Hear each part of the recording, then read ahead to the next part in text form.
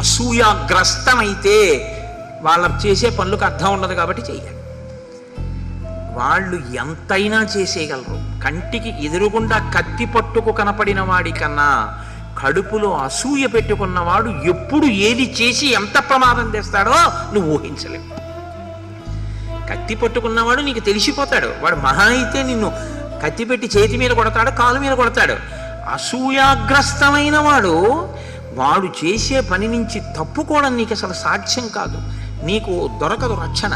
ఇది చిట్ట చివరికి నువ్వు ఏ స్థితికి వెళ్ళిపోతావో కూడా నువ్వు ఊహించలేవు. అందుకే ఒకరు అసూయాగ్రస్తం అవుతున్నారు అంటే మీరు ఏం చెయ్యాలి అన్నది మీకు తెలియదు. బాగా గుర్తుపెట్టుకోండి ఈ విషయాన్ని.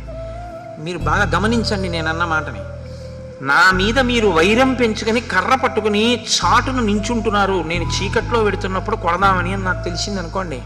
నేను మీకు కబురు చేసి మీకు ఎందుకు నా మీద కోపం వచ్చింది, నేను ఏమైనా పొరపాటుగా మాట్లాడానా మీ గురించి, ఒకవేళ నా మాట ఏదైనా మిమ్మల్ని బాధించిందా, నన్ను మన్నించండి తప్ప మీరు నా మీద వైరం పెంచుకోకండి. అంటే ఆయన ఏదో నువ్వు ఇది చేసావు అన్నాడు అనుకోండి, నిజమే ఏ తప్పు చేశాను, మిమ్మల్ని నేను ఖేద పెట్టాను, నన్ను క్షమించండి అని మీరు ఆ మాట అన్నారనుకోండి, ఆయన కర్ర అవతల పడతాడు.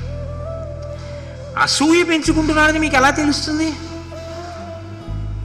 మీకు తెలిసే అవకాశం ఉండదు. ఎందుకంటే మీ పక్కనే ఉంటాడు, అన్నీ చూస్తూ ఉంటాడు. ఎప్పుడు వీడు పడిపోతాడా అని కోరుతూ ఉంటాడు.